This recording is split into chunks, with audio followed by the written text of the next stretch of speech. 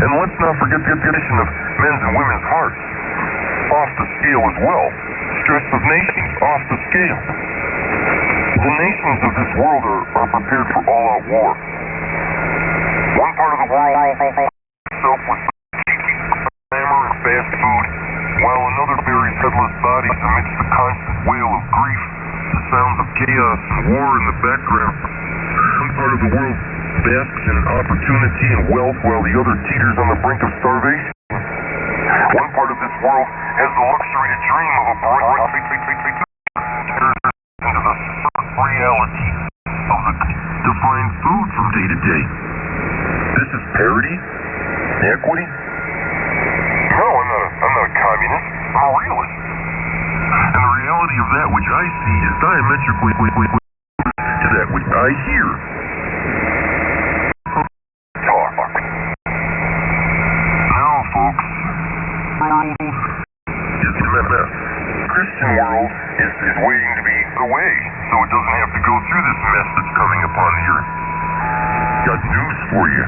You're going to be waiting a long time, folks.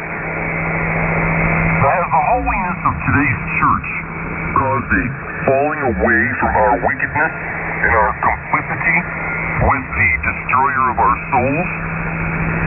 Or has this blistered lie caused only the prophesied falling away from the faith? 2 Thessalonians 2:3. I say the latter, and a sure sign that the day is near. The day, quote unquote. The rapture cult folks must be getting a bit nervous with recent events. They're still here. Where is the one of two taken in Matthew 24:40, in Luke chapter 17? Huh? Where is the one taken? If we read correctly, the taken one is crowbait, eagle food. Noah and his family were not snatched out, they rode it out, folks.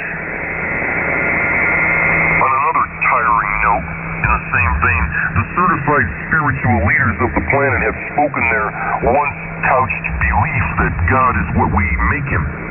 No matter the religion, the name of the deity, they say, we all serve the same God. Small g. Your gold and silver is cankered, and the rust of them shall be a witness against you, and shall eat your flesh as it were fire. You have heaped treasure together for the last days. James 5:3.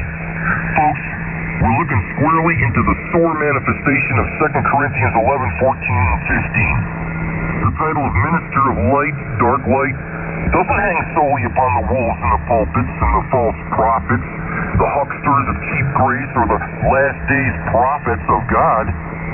This dubious title hangs upon all those who dare blend their holy light with darkness and witness to those around them by example of their accursed deeds.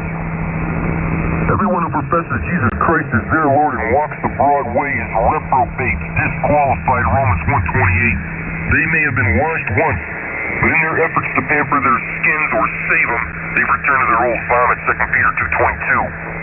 If one retains God in their knowledge, they couldn't possibly walk any but the narrow, forsaking the world totally in thought and deed.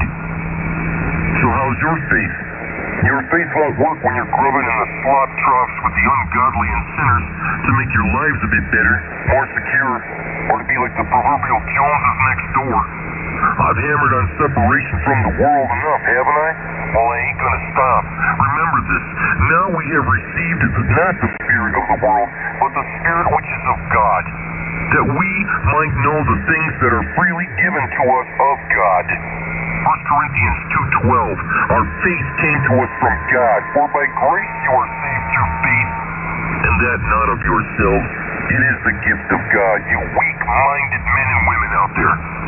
You're trying to build a salvation, you're trying to build a walk based on what you can do, and you are nothing. You are nothing in the eyes of God, and you should be falling on your faces every time you recall Him calling you into His marvelous light. But you don't, do you? What are we doing with our gifts, our talents? Are we burying or are we increasing? Setting our sanctity aside when the money's good? Did we work for the salvation we claim is ours? We better not. If we did, the fruits of a false faith are rotten in the light. But to him that worketh not, but believeth on him that justifieth the ungodly, his faith is counted for righteousness. Romans 4:5. And remember, once your faith is counted for righteousness, there will be many great works of the Holy Spirit in you. Works of faith. Paul and the apostles preached a gospel never heard by the wise or the foolish alike. They never debated its points. They spoke the truth, doctrine, and they paid for it physically. My point in all this is that we must return to our God, to the giver of our salvation. Take a look at our salvation. Work it out in fear and trembling. Return to the quiet, secret presence of our God and never lose sight of him in our day-to-day lives. Contention is for losers. We're being attacked from all sides, including those of false brethren among us. The devil is wearing us out day by day, but not to our loss, to our gain, to the glory of God. Our suffering gives glory to our God. Our suffering strengthens us in our spirit, though it wear out the body. That the trial of your faith, being much more precious than of gold that perisheth, though it be tried with fire, might be found unto praise and honor and glory at the appearing of Jesus Christ. 1 Peter 1:7. Whether saint, ungodly, or sinner, all are subject to a fully sovereign God and Creator. Nothing gets past him. Whereupon are the foundations thereof fastened? And who laid the cornerstone thereof? Job 38:6. Our sovereign God.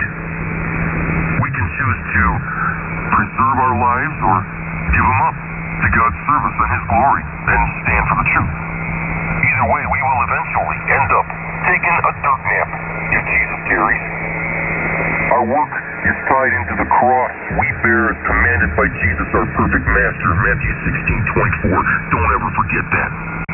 We will suffer loss of all kinds on our narrow way, the real way to life. We will be buffeted, maligned, and cursed, and even physically attacked. We will feel like we've been worn down to a pulp. We will be worn down to a pulp if we're for real. Saints, enjoy that which it has been God's good pleasure to supply you with, but never make it or them an idol. Always be eager to give, slow to anger, and keep a loose grip on the things of this world, if the grip at all. I don't know about you, but I'd rather be worn out from holding fast to the faith and crucifying the passions and wants of this life than to enter eternity having been worn out from loose living and sin and chasing after the wind.